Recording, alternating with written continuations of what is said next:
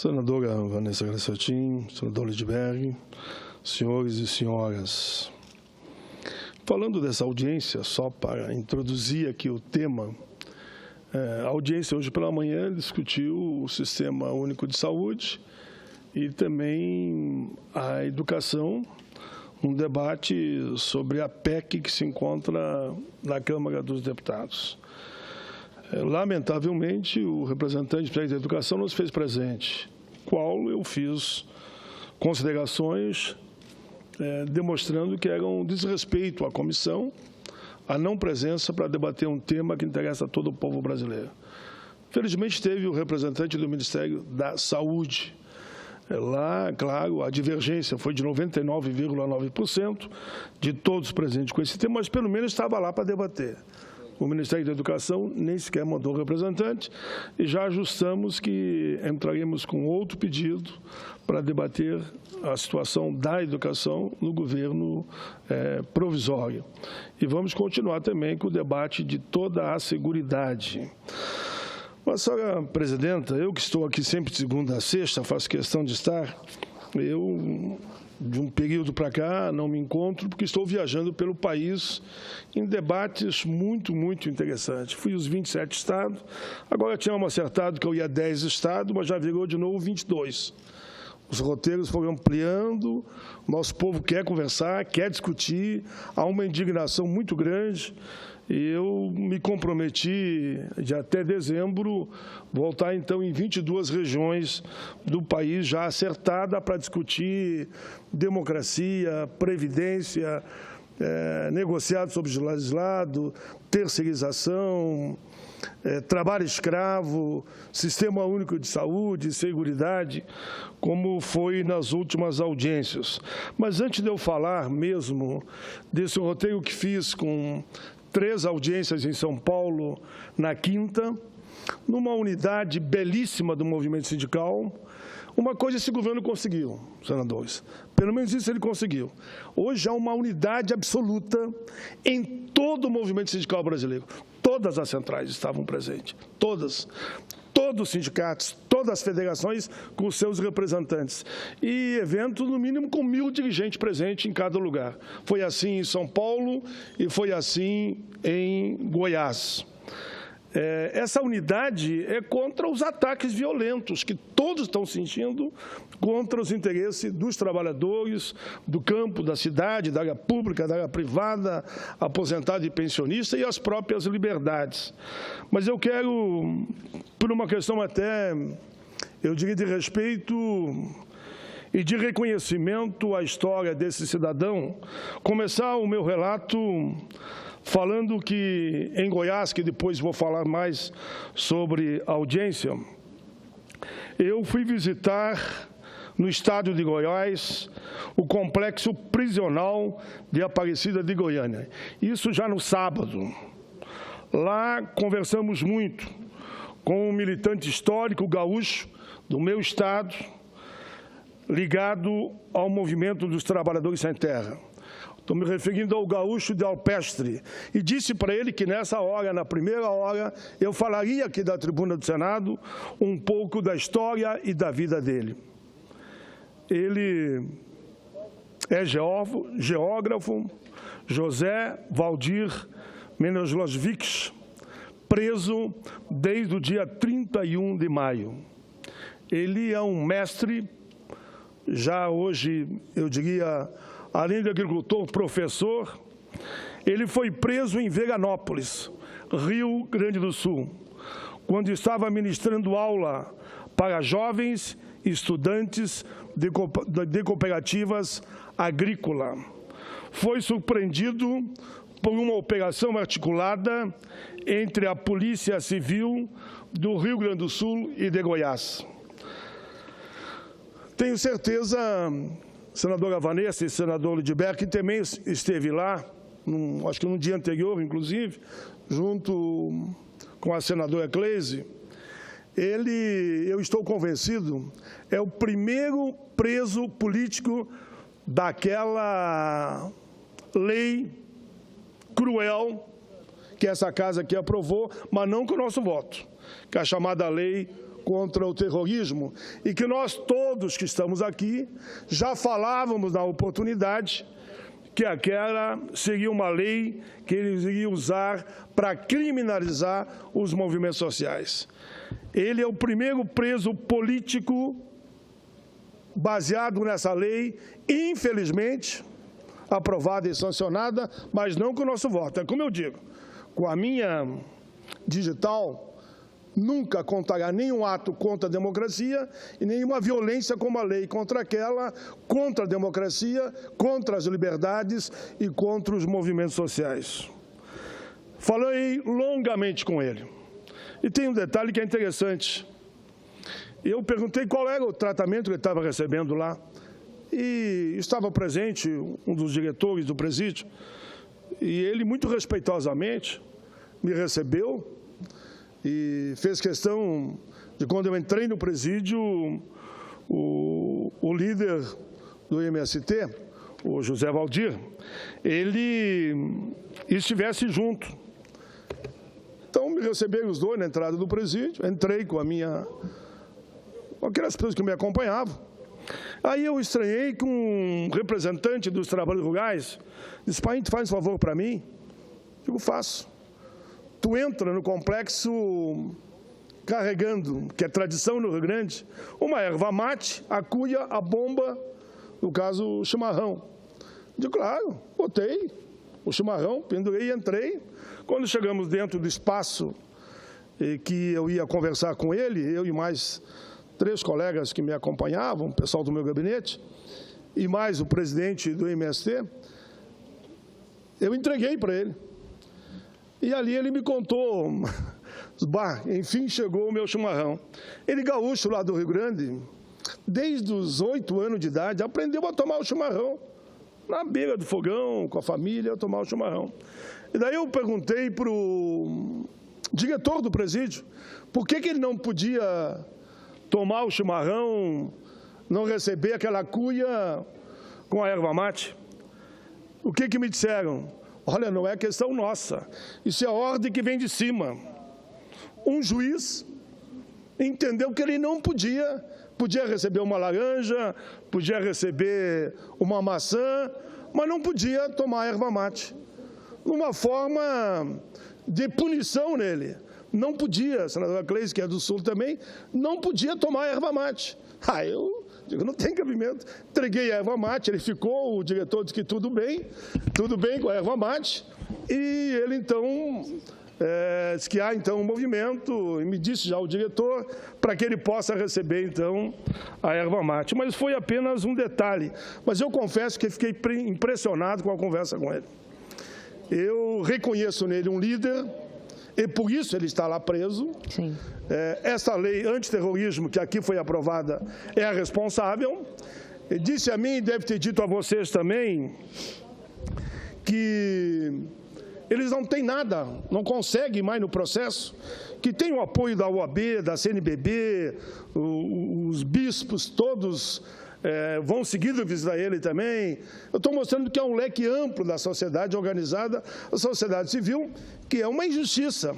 Como não tem nada mais para provar contra ele, porque não tem crime, eles sentaram em cima do processo. Então, o apelo que eu faço aqui na tribuna, julguem o processo dele. Tenho certeza absoluta que ele será absolvido pela conversa longa que eu tive com ele e tudo aquilo que ele me falou. Eu escrevi num momento difícil da minha vida, de nós todos, eu diria, frente a essa situação em que a democracia, na nossa visão, está sendo fortemente atacada. Eu escrevi a carta aos militantes e dei para ele, e descrevi lá, reconhecimento a ele, um líder militante de grandes causas, que aquela carta que escrevi num dia chuvoso, aqui, solito, em Brasília, me ajudou muito. E que quando li ela lá em São Paulo, muita gente foi às lágrimas, e que ele não era para ir às lágrimas, era para sorrir, porque ele é um militante que orgulha a todos os trabalhadores do campo e da cidade. Essa carta eu já li aqui. Já li aqui na tribuna e, claro, não vamos ler ela aqui outra vez, mas num pedaço da carta eu digo, vocês militantes é que deram sempre o norte. Se erramos foi quando não os ouvimos. Eu estou resumindo aqui a carta, mas eu posso dizer que vivi dias magníficos ao lado de vocês. Choramos, cantamos, rezamos. Alguns dias foram tristes, mas a maioria foram dias de alegria. A nossa cumplicidade em cima das causas é eterna. E ele me falava muito das causas. Eu disse, você vai gostar dessa carta, porque ela fala muito, que as causas estão acima de tudo. As grandes causas do nosso povo, da nossa gente, é que dá energia para a gente fazer o bom combate em momentos como esse. Senador Cleide e senador Lindbergh, faço questão de receber uma parte de ambos, sei que ambos estiveram lá um dia antes, com essa mesma solidariedade, e combinamos lá que eu chegasse aqui, e combinei que seria hoje à tarde, felizmente vocês estão os dois aqui, nós conversaríamos um pouco para ver como mais será a caminhada para que esse homem injustiçado seja libertado o mais rápido possível. Obrigada, senador Paim. Quero cumprimentá-lo pelo pronunciamento. Quando cheguei aqui, Vossa Excelência estava falando do chimarrão. Aí me chamou a atenção, porque quem costuma tomar chimarrão, ficar sem chimarrão é muito difícil. Então, compreendo muito bem o pedido do Valdir. Ele já tinha falado conosco e fico feliz que Vossa Excelência tenha colaborado com ele nesse sentido. Mas eu queria falar exatamente da visita. Nós tivemos lá, eu juntamente com o senador Lindbergh e com o ex-deputado federal Pedro Wilson, visitando o Valdir na penitenciária de segurança máxima de Aparecida de Goiânia. E, de fato, é um caso muito sui generis, porque não tem uma acusação objetiva. Exatamente. Quer dizer, ele foi preso porque participou de uma reunião de mediação sobre uma área que já tinha litígio, que, aliás, é de uma usina, que deve muito à União, já tinha sido decidida para fazer assentamento da reforma agrária, depois teve uma reversão de sentença por um juiz singular, que não desfez a sentença de pagamento da União, simplesmente disse que teria que se vender a fazenda e não fazer o assentamento. Enfim, e os agricultores, os ocupantes já estavam na fazenda. E o Valdir foi tentar mediar, como sempre, é um líder nacional do movimento, sempre mediou, e por dizer que iria ter resistência, ele acabou sendo preso junto com outros 3 companheiros, né, enquadrados como organização criminosa. Quer dizer, é lamentável isso que está acontecendo, porque é uma criminalização dos movimentos sociais. E aqui eu quero ler um trecho da carta do Dom Eugênio Richen, que é o bispo de Goiás, que diz o seguinte: se Valdir tivesse cometido um crime, este poderia facilmente responder em liberdade, sem passar pela humilhação desumana de viver num cárcere, como se fosse um perigo para a sociedade. Ou seja, se efetivamente ele tivesse cometido crime, ele não estaria preso. Ele está preso porque é um preso político, e porque não publicaram a sentença dele, o que é algo inexplicável do ponto de vista do direito. Como que pode um tribunal de justiça segurar a publicação de uma sentença que nega o direito do réu, negando, portanto, o direito dele recorrer. E nós ficamos até de conversar, realmente, como disse Vossa Excelência, e ligar para o governador Marconi Perillo, fazer um apelo para que ele fale com o presidente do Tribunal de Justiça, publiquem a sentença e o Valdir possa recorrer dessa sentença, e possa ser colocado em liberdade. E tem uma frase que o Valdir disse para nós lá, que tenho certeza que o senador Lindbergh vai falar também, porque ele anotou, que foi o seguinte, que na realidade, a prisão dele é uma tentativa de aprisionar a causa, a luta. Não é ele enquanto pessoa, mas é um movimento que temos do Movimento dos Trabalhadores Sem Terra, que tem prestado um papel importante na defesa da democracia, do acesso à terra, do questionamento da concentração de renda nesse país. Então, eu queria parabenizar Vossa Excelência, reforçar o seu pronunciamento, dizer que nós estamos juntos e que vamos tomar todas as medidas possíveis aqui, desde falar com o governador, como também acho que devíamos fazer, inclusive, alguma ação na Comissão de Direitos Humanos, qual Vossa Excelência preside. Muito obrigada. Primeiro, cumprimentar a Vossa Excelência, e nós trocamos algumas ideias nesse sentido, e me permita que eu diga... Claro, senador. A frase dele complementa, ele diz, Pois é, pai. Eles não sabem que causa não se aprisiona. Eles podem aprisionar um ou outro líder do movimento, mas surgirão outros e outros e a causa vai continuar sempre, sempre viva. Olha, se não libertarem ele rapidamente, nós faremos de tudo para ter uma audiência pública com a presença dele aqui. E tem informações que é possível, é possível. Se a gente traz aqui em audiência pública bandido, e muitos bandidos já tiveram depondo aqui, não tem porquê nós não conseguirmos trazer um homem livre, que não consegue acusá-lo de nada, para ser ouvido aqui no Parlamento Brasileiro. Muito bom.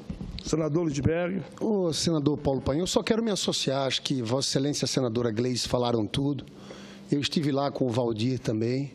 Há uma preocupação nossa com a criminalização crescente dos movimentos sociais, com escalada autoritária. Para nós, esse golpe não é só o afastamento da presidenta Dilma. E nos preocupa os fatos, os indicativos, como preocupou muito a escalada de repressão que aconteceu nos próprios Jogos Olímpicos. Pessoas sendo retiradas por portar cartazes fora Temer. E isso não tem jeito de controlar.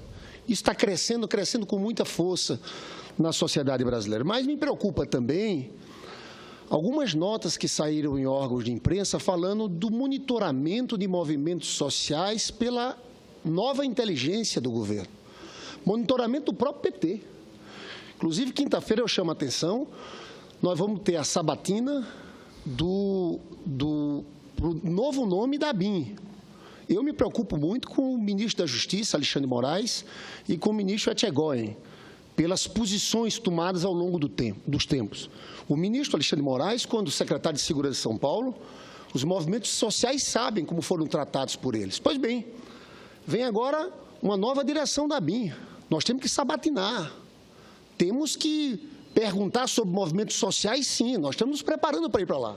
Porque não vamos aceitar nenhum tipo que utilize as estruturas do Estado, de investigação, de inteligência do Estado, para atentar contra os movimentos sociais. Porque o programa deles a gente já sabe qual é. É a maior retirada de direitos de trabalhadores da história desse país. Eles sabem que vai ter reação.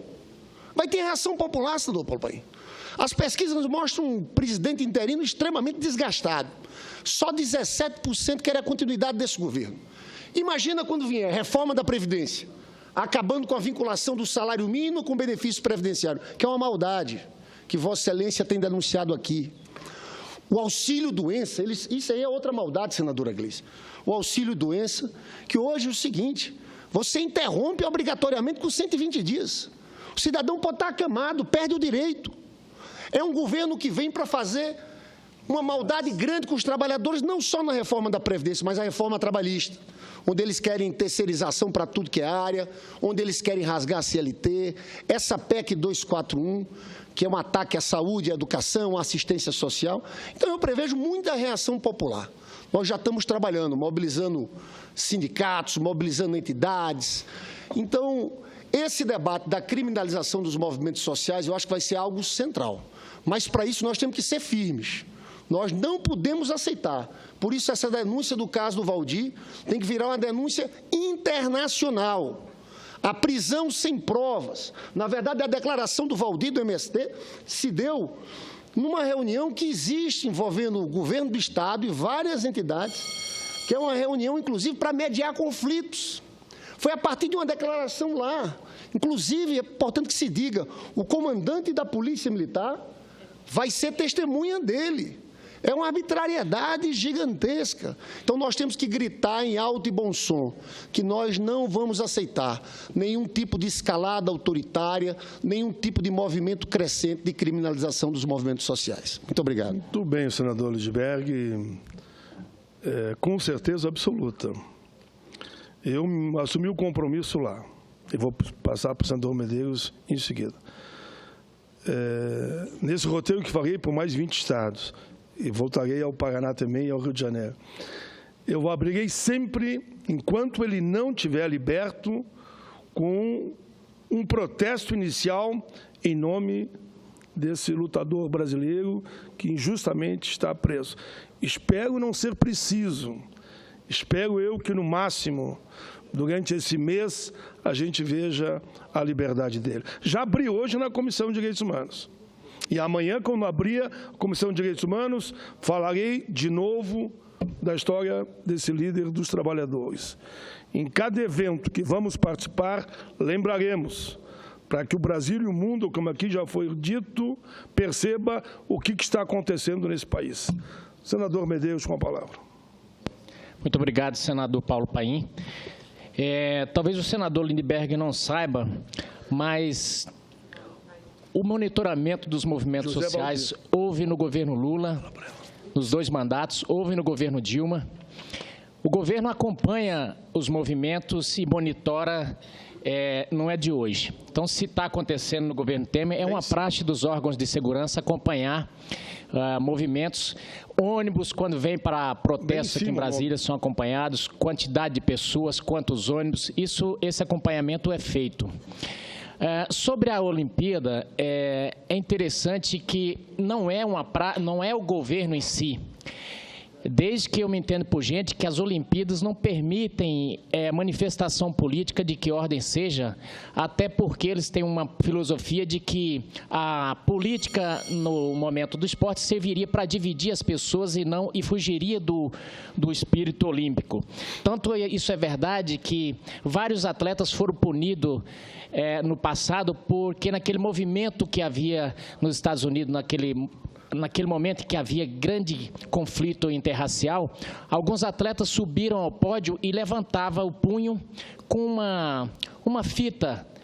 Isso significava, eles diziam, era o símbolo do poder negro, do empoderamento negro. Eles estavam fazendo a sua afirmação ali e protestando contra o que estava havendo nos Estados Unidos. E vários atletas até perderam medalhas por isso. Então, não é uma invenção do governo Temer dizer, olha, isso não é do governo Temer. Em que pese a justiça brasileira até quebrou essa tradição olímpica e já falou que está liberado as manifestações. Então, essa é só para deixar isso bem claro, porque fica parecendo que é o governo Temer que está indo atrás dos movimentos sociais ou proibindo manifestações. Senador Paim, também queria mostrar um caso que aconteceu em Mato Grosso e me somar com Vossa Excelência. Foi feita a desintrusão do posto da Mata, no município de Alto Boa Vista, em Mato Grosso, e a vice-prefeita e um dos vereadores que foram defender a população, porque foi a desintrusão de quase 7.000 pessoas, já era um município formado, e tiraram.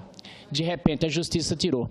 Acontece que o vereador também está preso nas mesmas circunstâncias que Vossa Excelência citou aí. O vereador Oswaldo, do município de Alto da Boa Vista, e é uma pena também porque a família está desesperada, tem vindo aqui em Brasília. Então, se Vossa Excelência for fazer uma audiência, eu queria somar também e pedir para que fosse trazido o vereador Oswaldo Levino de Oliveira, que está nessas circunstâncias, família desesperada. Ele simplesmente foi defender a população e está preso até hoje, não saiu condenação e está na mesma circunstância. E é só para dizer também que não é uma questão de governo, que isso aqui foi feito ainda no governo da presidente Dilma, mas às vezes o judiciário toma as decisões e nem sempre, não estamos aqui criticando o judiciário, mas não estamos dizendo também que isso esteja certo. Muito obrigado. Senador Medeiros, eu concordo com Vossa Excelência que um caso semelhante aqui relatado seja dado também o mesmo acompanhamento por parte da Comissão de Direitos Humanos. E já me relatam, senadora Gleice, se eu não me engano, tem outros 3 presos, né? Por um motivo semelhante. Exatamente. E que nós daremos a devida atenção, porque os documentos eu recebi, mas não estou com eles aqui. Sim, são mais 3 presos. Isso. E por organização criminosa, o que não justifica, é um absurdo o enquadramento nessa legislação. Muito bem. Senhora Presidenta, se Vossa Excelência permitir, eu usaria uns minutos a mais nessa segunda-feira, onde a sessão é mais de debate. Começo falando rapidamente, porque vou sintetizar, o roteiro que fiz quinta e sexta e sábado. Aqui do presídio eu já falei, mas quero dizer ao país da minha alegria de ver uma unidade tão grande, por parte do movimento sindical brasileiro frente à ofensiva atual da retirada de direitos dos trabalhadores, aposentados, pensionistas de todas as áreas. Percebi com alegria que as divergências pontuais do movimento sindical, seja central, federação, confederação, associação, estão sendo deixadas de lado. Tenho visto que, em todas as audiências que tenho participado nos estados, e já estamos nos aproximando de quase 50, estão todas as centrais presentes. Nesta quinta, por exemplo, dia 11, foi o Sindicato dos Químicos de São Paulo, onde estavam lá representantes, como eu digo, de todos os setores, defendendo a Previdência Pública, sendo contra as mudanças na Previdência. Foram mais de 1.000 líderes sindicais de todo o país. Destaco aqui, por uma questão de justiça, a presença das centrais, CUT Nova Central, UGT, Força Sindical, que diziam que não estaria junto, está junto, CTB, CSB com lutas, CGTB, UST e CSB, e ainda a combativa também intersindical. Lá foram discutidos os temas que mais preocupam a nossa gente hoje, como a democracia, a Previdência, a reforma trabalhista, a terceirização, o negociado acima do legislado, o trabalho escravo, o ataque à seguridade social, o ataque à educação, à saúde, enfim, todos estão nesse contexto. Vejam bem que estava lá, inclusive, o ex-senador Eduardo Suplicy, que é secretário do governo Haddad, candidato a vereador, como estava também o deputado federal Arnaldo Faria de Sá, que não tem nada a ver com o PT. Todos, senhor presidente, foram unânimes nas suas falas e falaram mais de 50 oradores nas críticas ao Poder Executivo e pelo conservadorismo que eles percebem aqui no Legislativo, onde circulam mais de 70 projetos que tiram direitos da nossa gente. Lá fomos surpreendidos por uma notícia que diz que é a intenção, espero que seja boato, que não seja verdadeiro, do senhor presidente da República, provisório, de fazer a reforma da Previdência por decreto, por portaria, de forma administrativa. É uma insanidade nunca vista. Ditadura não conseguiu fazer isso. Fernando Henrique, na época, quando queria aprovar a idade mínima, mandou um projeto e perdeu. Aí que surgiu o fator previdenciário. Então, não acredito que a loucura seja tanta de quererem fazer a reforma da Previdência por portaria. Pode ter certeza que a mobilização será muito grande, tanto que amanhã, dia 16, e aqui eu peço desculpa lá ao Movimento Social do Rio Grande, que estão pedindo que eu esteja lá amanhã, mas amanhã teremos votações fundamentais aqui e na própria sessão do Congresso. Inclusive, eu sei o lançamento lá em Canoas, meu querido amigo e prefeito mais bem avaliado do Estado, Jair Jorge, do PT, que me faz também o convite, mas é praticamente impossível.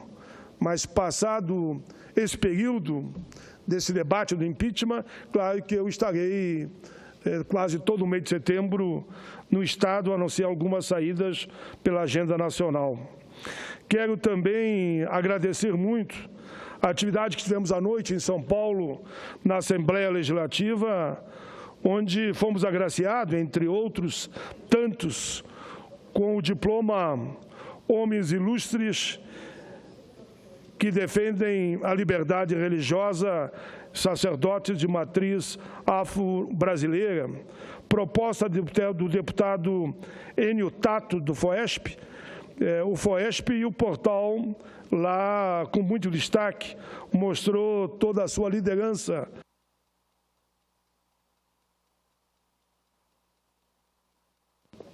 E esse foi o ato de combater todo tipo de preconceito, que respeitem as religiões de matriz africana, mas respeite também os evangélicos, que respeitem os católicos, que respeitem os espíritas. Enfim, foi um ato em homenagem àqueles que defendem a liberdade plena, em todo sentido, aqui no campo religioso. Reafirmei lá lutas antigas que travamos aqui, como a lei de cota, o Estatuto da Igualdade Racial, que lá dentro está embutido um artigo específico sobre a liberdade religiosa. Relatei a ida à África do Sul, onde tivemos contato com a Winnie Mandela e depois, já liberto, com o Nelson Mandela, onde entregamos a ele a maior homenagem que um chefe de Estado já recebeu do Congresso. Depois fomos, senhora presidenta, ainda para Goiás, foi no auditório da Assembleia Legislativa, onde se repetiu o mesmo fato, onde estavam presentes todas as centrais, todas as federações, sindicatos de base, líderes e associações, servidores, enfim, estavam lá mais de 1.000 líderes do campo e da cidade, e o debate foi, de novo, contra a reforma da Previdência, contra a reforma trabalhista, em defesa da democracia, não à terceirização, não negociado acima do legislado, não ao trabalho escravo, não às reformas embutidas no governo que estão destruindo praticamente a saúde e a educação, e, no fim, claro, nenhum direito a menos, sempre em defesa dos trabalhadores, com a democracia tudo, sem a democracia nada. Eu digo que nesse segundo roteiro, já fomos a Santa Catarina, já fomos a Rio Grande, já fomos ao Espírito Santo, já fomos a Alagoas, fomos agora a São Paulo e Goiás, e fizemos ainda já 4 encontros regionais no Rio Grande do Sul. Agora, nesse fim de semana, estaremos em Caxias e também em Sapiranga, encontros regionais. 9 de setembro em Santa Rosa, também no Rio Grande do Sul. No dia 23 de setembro voltaremos a Caxias do Sul, porque outro movimento forte no mesmo sentido surge lá. 7 de outubro em Belém, 13 de outubro João Pessoa, 14 de outubro Recife, 21 de outubro Alegrete, Rio Grande do Sul de novo, 4 de novembro Salvador, 11 de novembro Natal, 18 de novembro São Luís, 21 de novembro Rio de Janeiro, 2 de dezembro Curitiba. Por fim, senhora presidente, só quero agora entregar a Vossa Excelência que recebi 3 manifestos hoje pela manhã, todos eles em defesa do SUS e de uma educação de qualidade pública. E também, claro, na área da saúde. Então, registro aqui 3 manifestos em defesa da saúde, do SUS e da educação, que recebi hoje pela manhã, durante a audiência pública na Comissão de Direitos Humanos, que tratou desses temas. E destaco que os manifestos que recebi, entre eles o da defesa do SUS, é assinado pela OAB, pela CNBB e mais de 50 entidades. Outro assinado pelo Conselho de Saúde, buscando a rejeição absoluta da PEC 241, na linha de salvar a Seguridade Social e o SUS. E recebi um outro manifesto também, defendendo a educação, o ensino técnico, tão atacados no atual governo. Então, tanto os documentos que recebi, assinado por mais de 50 entidades, como outros, senhora presidenta, eu entrego à mesa com dados, números e mostrando que o quanto que essa PEC, a 241, trará prejuízos para todo o povo brasileiro. Era isso, senhora presidenta. Muito obrigado. Considere na íntegra todos os meus pronunciamentos.